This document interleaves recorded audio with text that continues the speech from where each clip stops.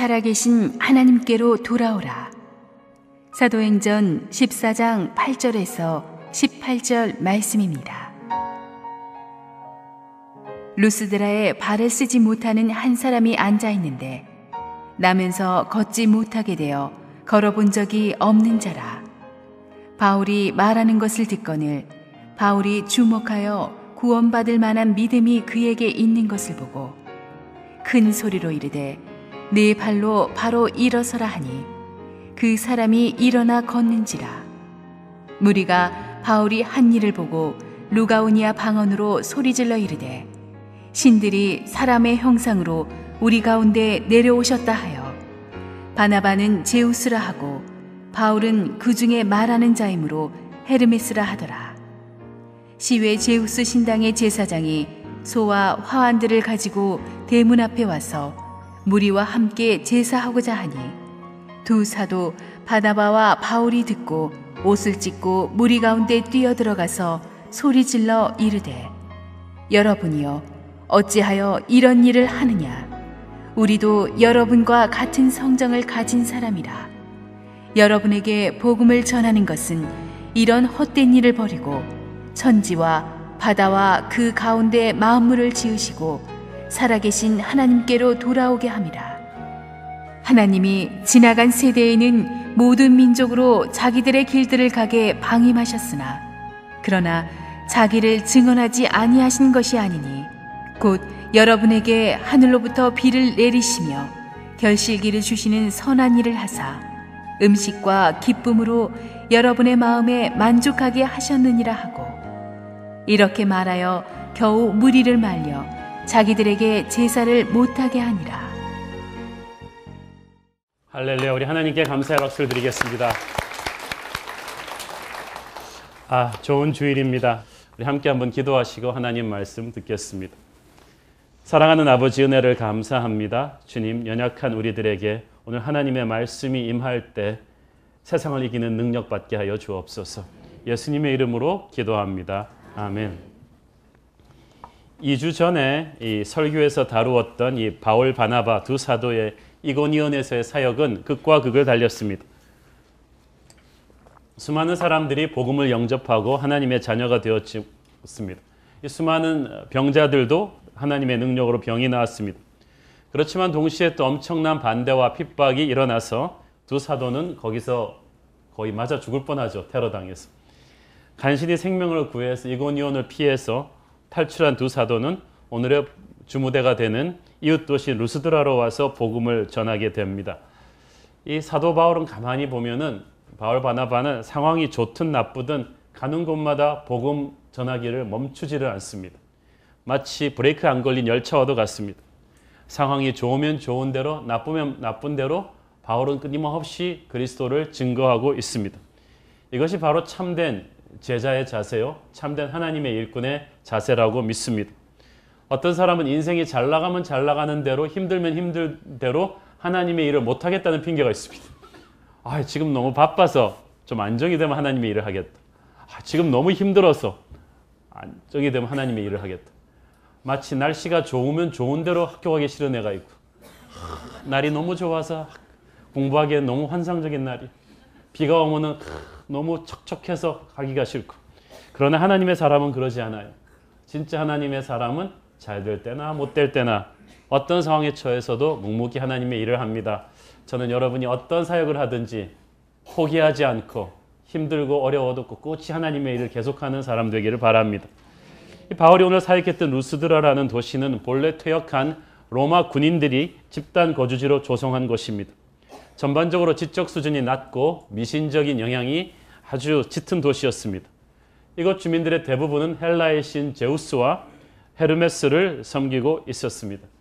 제우스는 하늘 전체를 관장하는 신들의 신이라고 불리는 큰 신이고 헤르메스는 제우스의 메신저 역할을 하고 대변인 역할을 하는 사람이죠.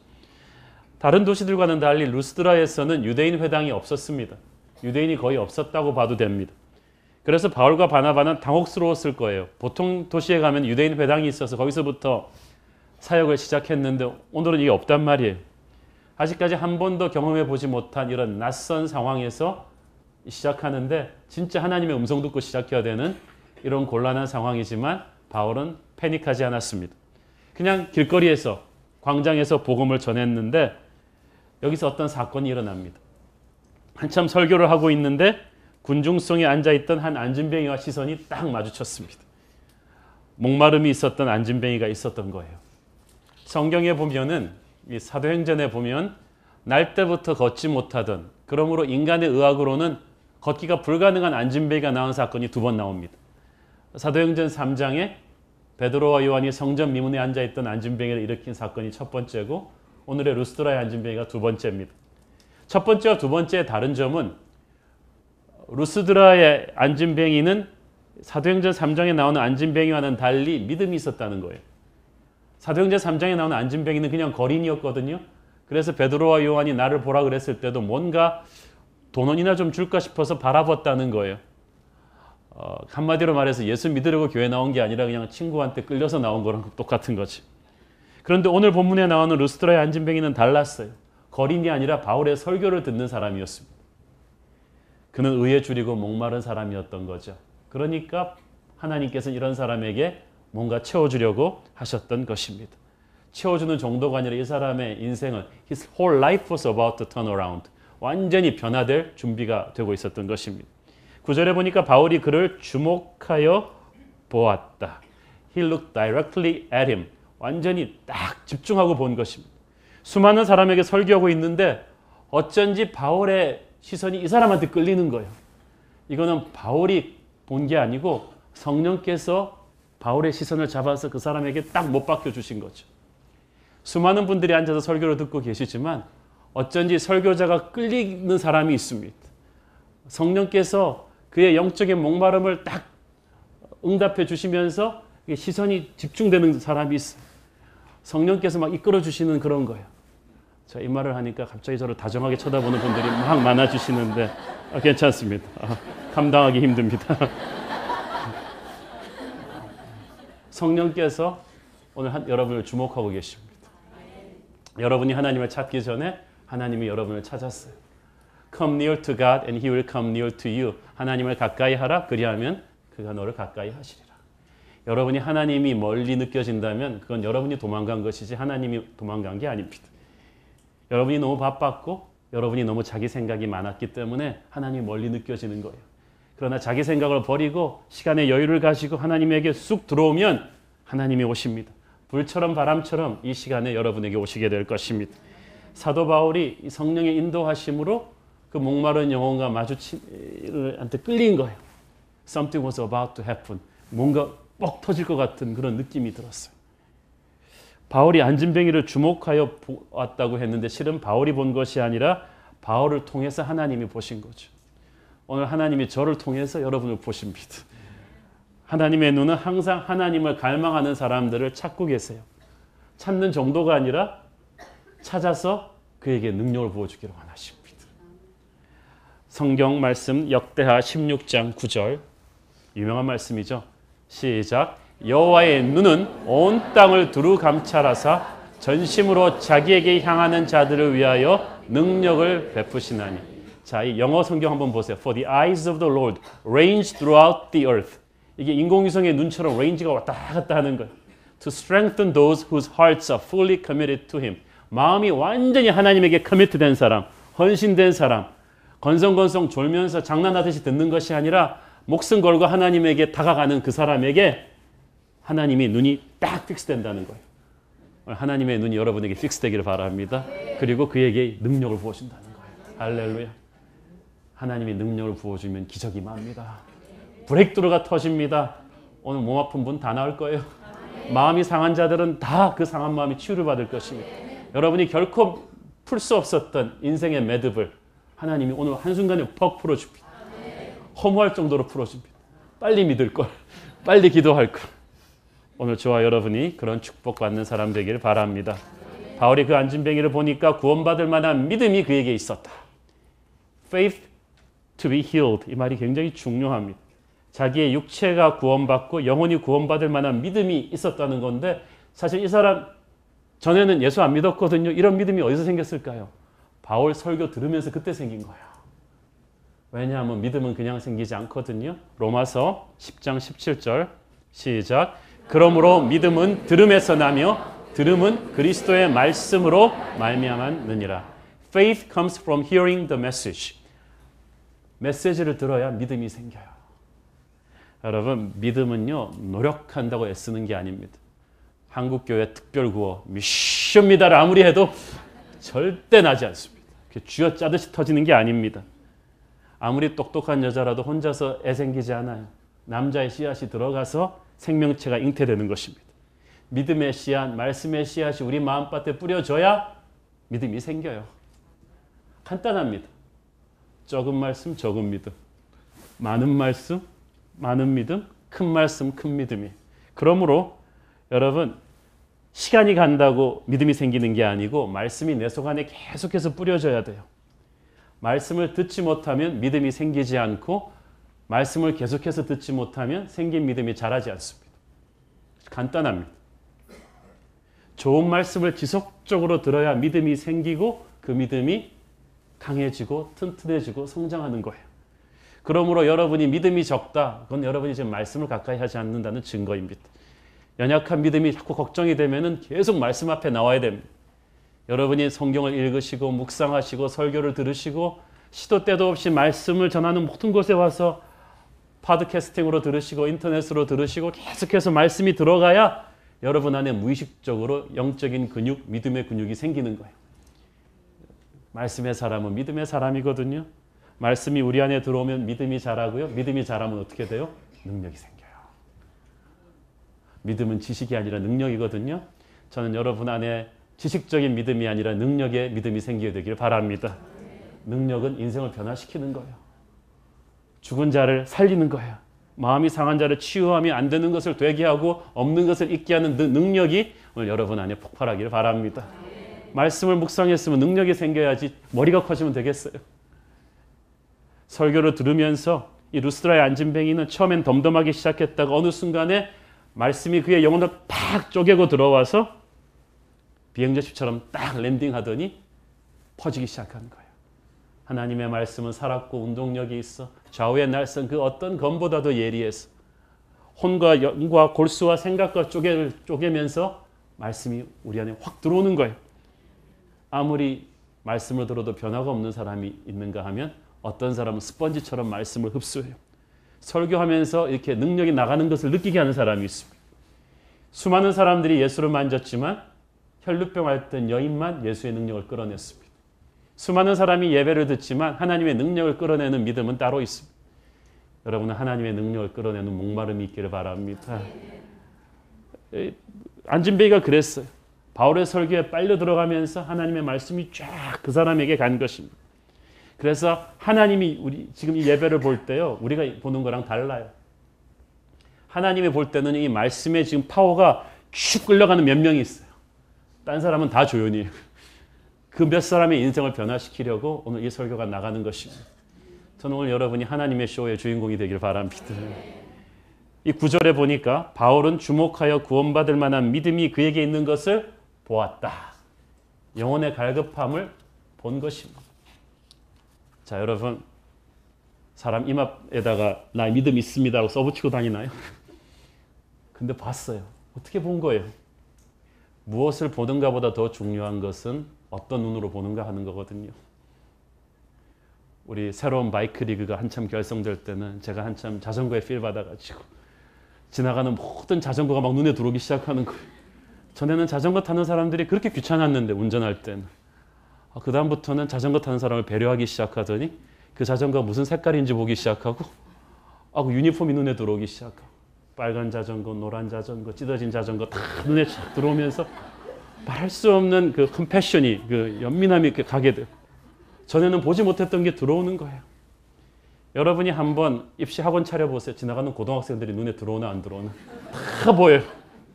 무엇을 보는가 보다 중요한 것은 어떤 눈으로 보는가입니다. 바울은 믿음의 눈으로 항상 사람을 봐요. 사람들은 인간의 눈으로 보니까 겉모습만 보여요. 우리가 사람 평가할 때 차로 평가하고 옷으로 평가하고 학벌로 평가하고 외모로 평가하잖아요. 교회 와가지고 그런 얘기 하시는 분들, 우리 교인들 너무 좋은 차 타요. 너무 명품 옷 입어요. 보지 마세요. 그거 왜 신경이 쓰여? 저는 하나도 안 보이는 거 있죠? 저는 그 사람의 믿음만 보여요.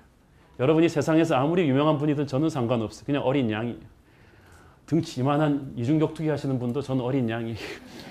나이 많으신 권사님도 여러분이 세상에서 아무리 기라성 같은 분이라 해도 저는 여러분의 영혼에 관심이 있어요. 바울이 그랬다는 거예요. 그래서 이 루스드라의 안진뱅이를 보았을 때 바울한테는 그 사람의 영적인 상태가 보인 거예요. 처음에는 믿음이 없었는데 어느 순간에 믿음이 폭포수처럼 이 안에서 생겨 들어가는 것, 하나님의 터치가 그의 목마름으로 확 들어가는 것을 보는 순간에 바울은 죽었던 사화산이 다시 살아난 활화산이 되는 걸 본 거예요. 영적인 사람은 그런 게 있거든요. 하나님이 뭔가 터뜨리실 때 그걸 느껴요.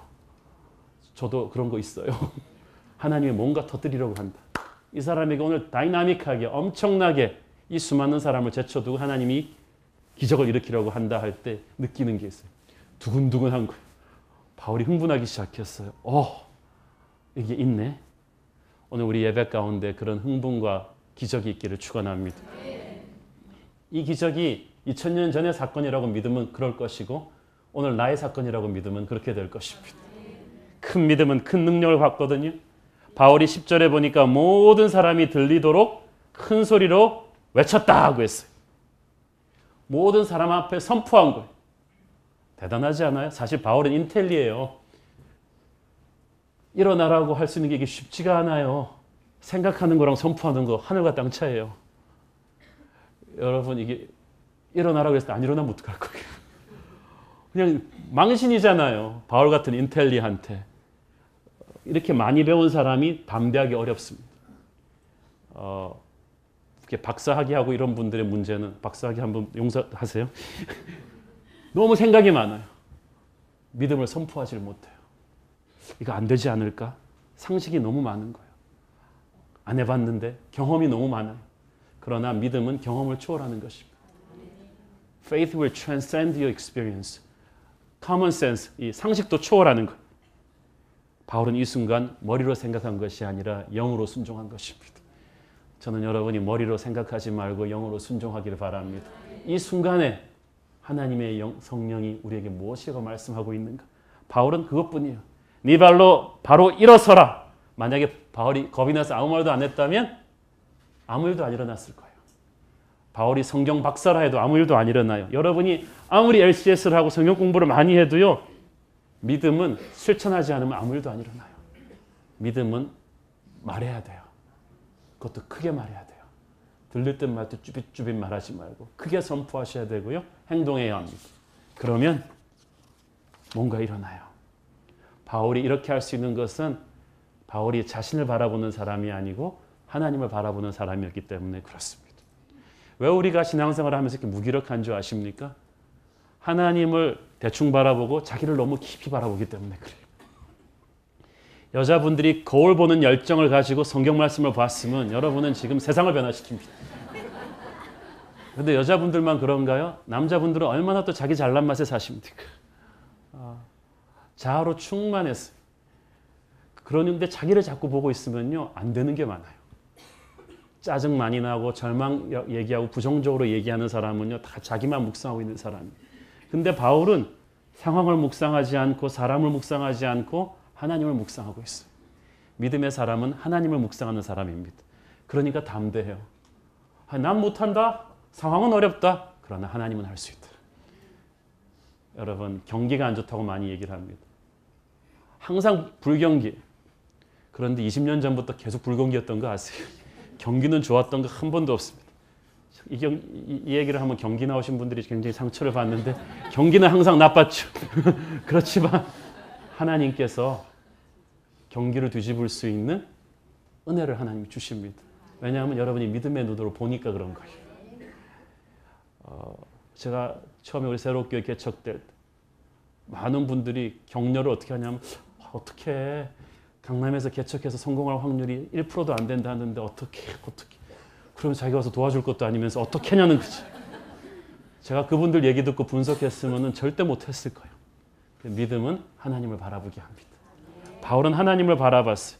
하나님을 바라보니까 상황이 어려운 게 별로 눈에 들어오지 않아요. 에레미야서 32장 27절 시작. 나는 여호와여 모든 육체의 하나님이라 내게 할 수 없는 일이 있겠느냐. 기가 막히네. 내가 다 한단 말이야. 내게 할 수 없는 일이 있겠느냐. 그 말은 무슨 말이에요? 할 수 없는 일이라는 개념 자체가 없다. 내게. 여러분, 불가능은 하나님의 개념 자체에 없어요. 오늘 여러분이 어떤 믿음을 갖고 있느냐, 이게 문제죠. 믿음은 믿음인데 얄팍한 믿음입니까? 아니면 큰 믿음입니까? 이성과 타협하고 현실과 타협하는 그런 형식적인 믿음입니까? 아니면 성경이 말하는 불가능이 없는 사도행전적 믿음입니까? 저는 저와 여러분의 믿음이 사도행전적 큰 믿음이기를 바랍니다. 확실히 믿고 있다면 선포하셔야 돼요. 자랑스럽게 네 발로 일어서라. 사도행전 3장에서 베드로는 달랐죠. 안진뱅이의 손을 잡으면서 그때는 일으켜줬어요. 그때는 안진뱅이가 믿음이 없으니까 베드로가 일으켜줘야 했어요. 은과 금은 내게 없으나 나사렛 예수의 이름으로 일어나라고 일으켰는데, 오늘 본문에 나오는 루스드라의 안진뱅이는 달랐죠. 이 사람은 바울의 설교를 들으면서 그 안에서 믿음이 생겨나고 있었어요. 겨자씨만한 작은 믿음이 점점 커져가서 나중에는 자기의 육체를 구원하고 영혼을 구원할 만한 믿음으로 확 자란 거예요. 여러분, 믿음의 성장이라는 거 희한하지 않아요? 어떤 사람은 10년, 20년 교회 다녔는데 아무 일도 안 일어나요. 그것도 참 기적이에요. 그런데 이 사람은 지금 설교 들은 지 1시간이에요. 딱 1시간 만에 게임이 끝나버렸어요. 몇십 년 동안 일어나지 못했던 안진뱅이의 자리를 박차고 일어나는 거예요. 여러분, 하나님의 성령이 임하면 여러분이 맹숭맹숭 10년 노력해서 안 된 게 딱 10분 안에 게임 끝날 수 있습니다. 제가 보니까 하나님의 일이 순식간에 일어나더라고요. 믿음의 성장이라는 게 이런 것입니다. 1시간 바울 설교 들으면서 아무것도 없던 믿음이 점점 자라서 불같은 믿음이 되어서 하나님 보시기에 얘는 이제 오늘 내가 살린다. 오늘 우리 시작한 지 얼마 됐죠? 설교 시작한 지 30분에. 설교 들을 땐 졸면서 시작했지만 여러분 안에 자라난 안진뱅이의 믿음이 있게 되길 바랍니다. 오늘 내가 아무게 반드시 살린다. 설교 끝부분에 여러분 발로 서서 일어나게 될 것입니다. 그걸 선포하셔야 돼요. 기적을 원한다면 여러분의 믿음의 손을 펼쳐야 돼요. 영어로 그런 말이 있어요. Help me to help you. 내가 너를 도와주게끔 너도 나를 도와다오. 선생님이 공부를 가르쳐주고 싶은데 학생이 뺀질거리고 도망가면 어떻게 가르치겠어요? Help me to help you. 하나님은 여러분에게 능력을 부어주고 싶은데 여러분의 믿음이 없으면 어떻게 하나님이 능력을 부어주겠어요? 오늘 하나님이 여러분을 일으켜줄 수 있도록 여러분 믿음의 손을 내밀기를 바랍니다. 오늘 제가 여러분에게 여러분의 발로 일어서십시오 라고 말할 때 나사렛 예수 이름으로 일어나기를 바랍니다. 여러분을 짓누르고 있던 그 어떤 문제로부터 절망을 딛고 일어날 수 있는 믿음, 슬픔을 딛고 일어날 수 있는 믿음, 상처를 딛고 일어날 수 있는 믿음, 그 믿음이 오늘 저와 여러분에게 있어야 되는 거예요. 어저께까지 그런 믿음 없었다 해도, 아니 이 예배 들어오기 전까지 없었다 해도 이 안진뱅이처럼 지금 말씀을 들으면서 생기기를 바랍니다. 생긴 믿음이 지금 자라기를 바랍니다. 육체의 한계를 이기고 여러분의 삶을 승리로 이끌 그 믿음이 지금 생성되고 자라고 있는 거예요. 믿음의 기도는 역사하는 바가 많다고 했습니다. 이 일이 전혀 놀라운 일이 아니에요. 믿음은 믿음을 불 붙이는 거거든요. 바울의 강한 믿음이 이 안진뱅이의 순수한 믿음에 불을 붙이니까 일어나 버렸어요. 그 즉시로 일어나 걸었다. 이 헬라어 시제로 보면은 단 한 번에 he jumped up, 뛰어 올라간 거예요. 마이클 조던처럼 팍 튄 거예요. 뛰어나 걷고 찬양하고 다시는 앉지 않았다는 것입니다. 저는 여러분이 절망과 나태와 불구와 슬픔과 질병의 자리를 박차고 일어나 다시는 앉지 않게 되길 바랍니다. 하나님의 능력이 그렇게 내게 임하면 평생 못 풀던 매듭이 순식간에 풀리기를 바랍니다. 오늘 설교 끝나고 마지막 기도할 때 그 기적이 여러분에게 임하기를 바랍니다. 자, 그런데 루스드라 사람들은 전혀 뜻밖의 반응을 보였습니다. 11절을 보십시오. 시작. 무리가 바울이 한 일을 보고 루가오니아 방언으로 소리질러 이르되 신들이 사람의 형상으로 우리 가운데 내려오셨다 하여. 원래 이 루스드라 사람들이 그 당시 표준어는 헬라어 쓰거든요. 너무 놀라니까 사투리가 튀어나왔어요. 루가오니아 방언이 튀어나왔어. 제가 그거 봤어요. 저도 서울 사람인 줄 알았는데 목사님들 축구하다가 그 사람이 전라도 사람인 거 알았어요. 태클이 심하게 들어오니까 그 점잖던 목사님이 시방 이게 뭐 하는 거예요? 그러면서 막 얼굴을 붉히는 순간에 알았어. 전라도 분이죠? 그랬더니 흥분하면 막 사투리가 막 튀어나오는 거죠. 헬라어가 아닌 루가오니아 사투리로 막 소리친 거. 신들이 사람의 형상으로 우리 가운데 내려오셨다. 제우스와 헤르메스가 오셨다. 왜 이 사람들이 이 얘기를 했냐 하면요. 이 동네에 설화가 있습니다. 어떤 설화냐 하면은 제우스와 헤르메스가 어느 날 인간의 초라한 모습으로 그 마을을 시찰하러 왔는데 사람들이 행색이 초라하니까 이 두 신들은 막 구박한 거예요. 오직 노부부 한 커플만 이 초라한 행색의 나그네들을 잘 대해줬어. 나중에 열받은 이 두 신들이 이 노 두 부부만 살려내고 다른 모든 사람들을 홍수로 전멸시켰다는 전설 따라 삼천리 같은 설화가 거기 있었다는 거지. 그러니까 이 주민들이 우리가 다시는 같은 미스테이크를 반복하지 않으리라. 이번에는 우리가 제대로 대접해 드려야겠다. 그리고 막 달려나와서 바울 바나바를 제우스와 헤르메스로 숭배하려 한 것입니다. 자, 여러분, 같은 것을 봐도 어떤 눈으로 보느냐에 따라서 해석이 하늘과 땅채로 바뀌어버리죠. 많은 사람들이 하나님의 기적을 미신적인 눈으로 보니까 잘못 해석을 합니다. 미신 종교의 특징은 신을 공포의 대상으로 본다는 것입니다. 그들은 예를 들어서 바다를 항해하기 전에 포세이돈에게 제물을 드립니다. 포세이돈이 좋아서가 아닙니다. 폭풍 일으키지 말라고 비싼 제물을 바칩니다. 어떨 때는 사람을 드리는 인신제사도 드립니다. 그렇게 해서 신들의 노여움을 가라앉히는 거예요. 그러니까 바울 바나바를 신으로 삼으려 했다는 것은 옛날처럼 또 신들이 화가 나서 자기들을 벌하지 않게끔 그 두려움을 달래기 위해서 예배 드리는 거죠. 그런데 우리나라 무속 종교도 보면 전부 다 그런 거예요. 물에 가면 물귀신이 있으니까 두려워해서 빌고, 달에다가 빌고, 산신령 앞에다가 빌고, 다 이러는 것들이 신들을 달래는 거예요. 신들은 무서운 존재야. 비 건드리면 우린 죽을 거야. 근데 하나님도 그렇게 본다는 거예요. 그런데 그래서 성경은 거듭 말합니다. 하나님은 사랑이시라. 자, 여러분, 부모님을 무서워해서 부모님한테 순종하는 사람이랑 부모님을 사랑해서 순종하는 사람은 달라요. 무서워서 순종하는 애들은 틈만 나면 도망가 버리고 부모님 안 보면 딴짓하지만 사랑하는 아이들은 어디를 가도 똑같습니다. 하나님은 우리가 하나님을 사랑해서 순종하기를 원하십니다. 하나님은 여기서 너 제대로 안 하면 죽어라고 하늘에서 지팡이 들고 있는 그런 분이 아니라는 거죠. 그런데 사람들은 하나님의 기적을 보고도 하나님을 해석하지 못했어요. 루가오니아 사투리를 잘 모르는 바울 바나바가 뒤늦게야 사태를 깨닫고 14절에 보니까 즉시로 군중 속으로 뛰어들어서 옷을 찢었습니다. 이것은 신성모독, 하나님의 영광을 훼손했을 때 하는 가장 처절한 행동이거든요. 이래서는 안 된다. 그러면서 막았어요. 우리는 신이 아니라고 막았습니다. 오늘날 교회가 이 싸움을 해야 된다고 저는 믿습니다. 제가 아는 목사님이 한참 교회가 엄청나게 부흥하는, 급속도로 부흥하는 와중에 갑자기 기도운동을 시작하시는 것. 묵상하고 기도하고 왜 그러십니까? 그랬더니 교회가 너무 빨리 성장해서 자기가 어느 날 갑자기 보니까 이건 나의 왕국을 만들 수 있다는 그런 유혹이 오더래요. 너무 무섭더라는 거예요. 그래서 자기가 빨리 묵상과 기도 운동을 하면서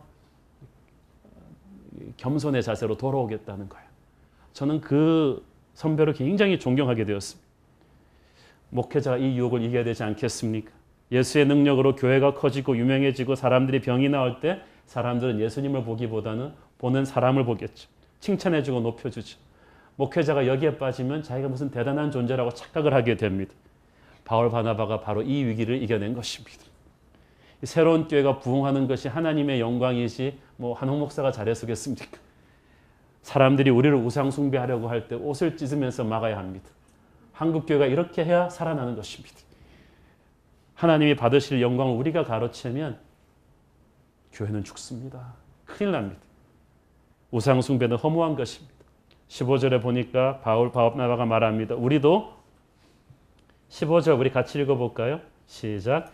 이르되 여러분이여 어찌하여 이러한 일을 하느냐? 우리도 여러분과 같은 성정을 가진 사람이라.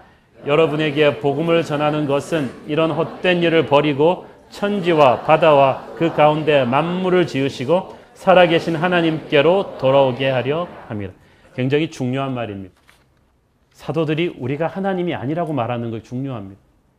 왜냐하면 우상 숭배 중에 가장 무서운 우상이 자기 자신이기 때문에 그렇습니다. 모두 자기 잘난 맛에 살고 있습니다. 대부분의 인간은 조금만 성공하면 신이 되려는 욕망이 있습니다.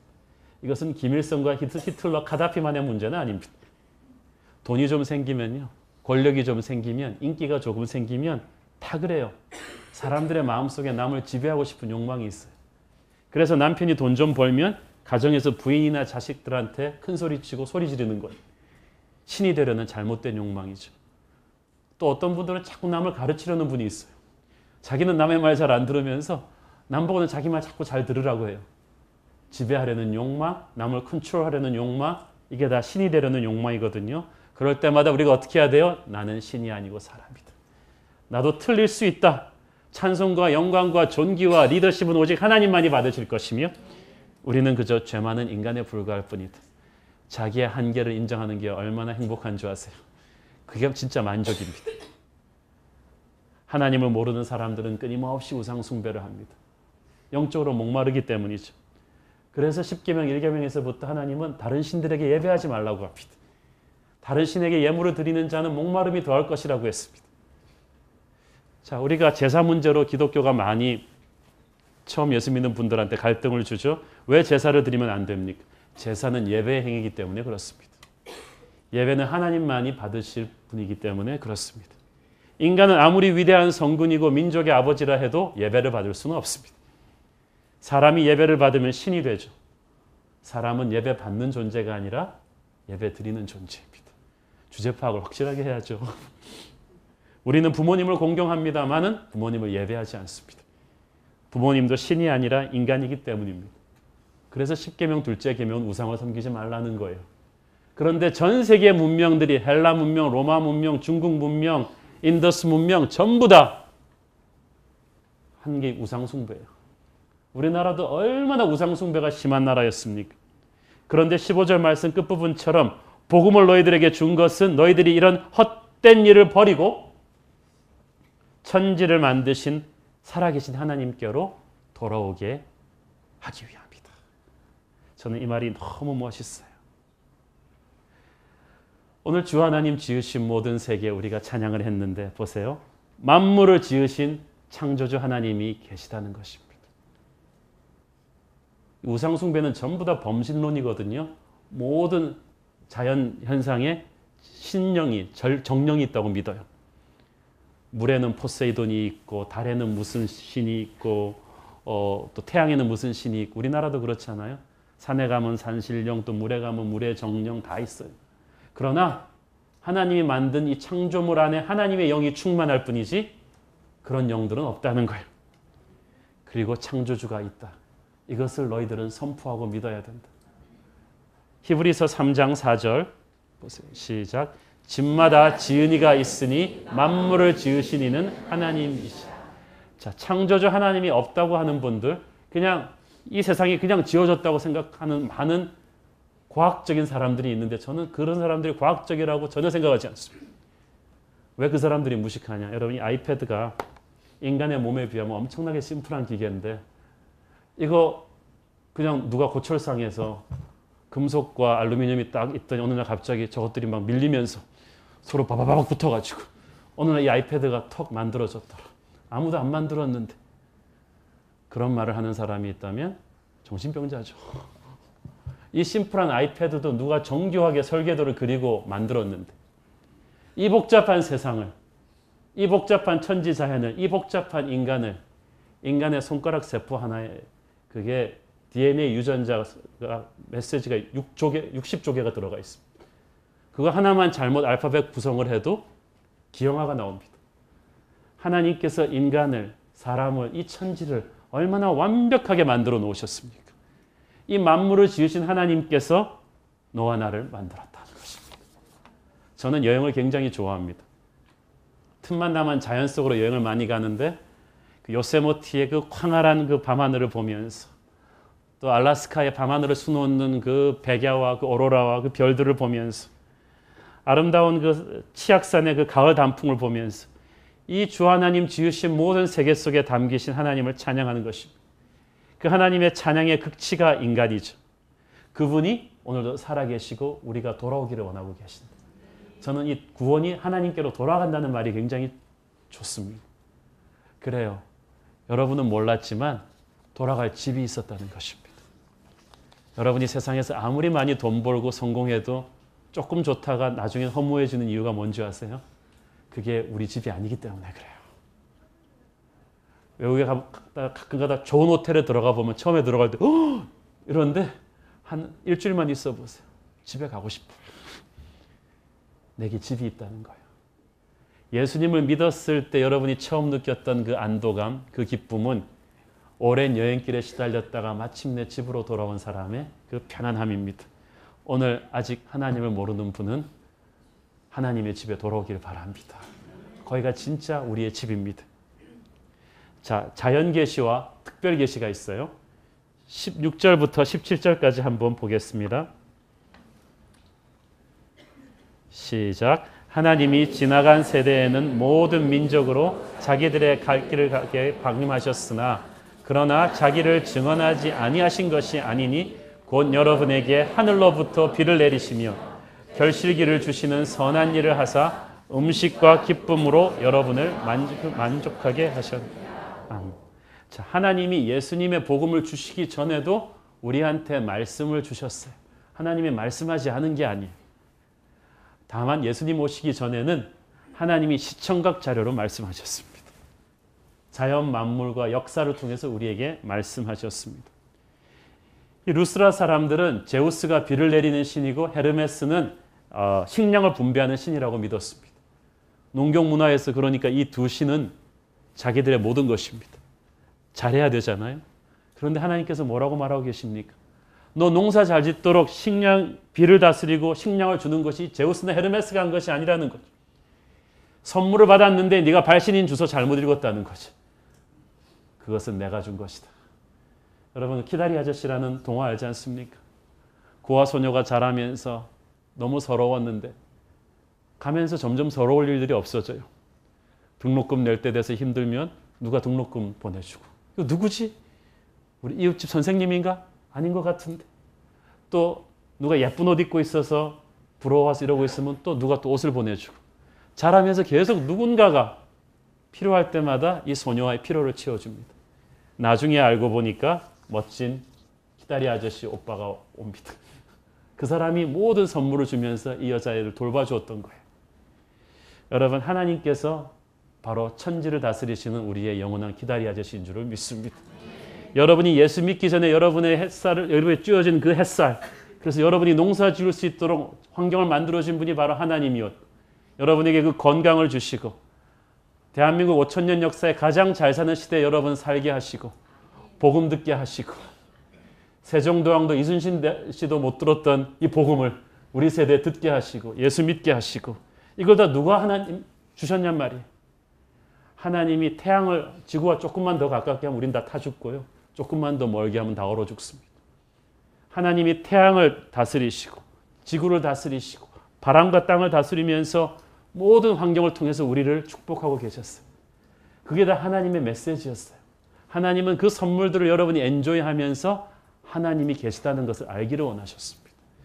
선물을 보냈으면 좀 감을 잡아야 될 거 아니에요. 이것을 우리는 자연계시라고 합니다. 저 태양을 보라. 저 별들을 보라. 너에게 잘해줬던 그 수많은 사람들의 사랑을 보라. 부모의 사랑이 그냥 온 게 아니다. 그게 다 하나님이 준 사랑이다. 이걸 하나님이 알기를 원하셨는데 이 인간들이 못 돼가지고요. 선물은 즐기고 발신자 주소는 지워버렸어요. 엉뚱한 데 가서 절하고 있는 것이죠. 로마서 1장 20절 23절 시작. 창세로부터 그의 보이지 아니하는 것들 곧 그의 영원하신 능력과 신성이 그가 만드신 만물에 분명히 보여 알려졌나니 그러므로 그들이 핑계하지 못할지니라.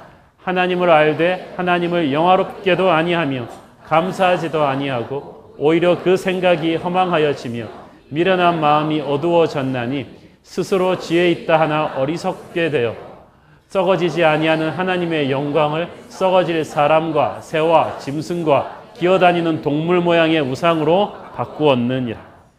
은혜와 축복은 하나님한테 다 받아 챙기고 감사와 사랑은 우상들에게 바치는 인간들을 보면서 하나님의 마음이 그토록 아팠던 것입니다. 그렇지만 많은 사람들은 이 자연 계시를 통해 하나님을 은연중에 느끼고 있었죠. 그렇지만 그것은 목마른 구원입니다. 불확실한 구원이에요. 그래서 하나님이 예수님을 세상에 보내셨습니다. 정확한 복음을 우리에게 주신 거예요.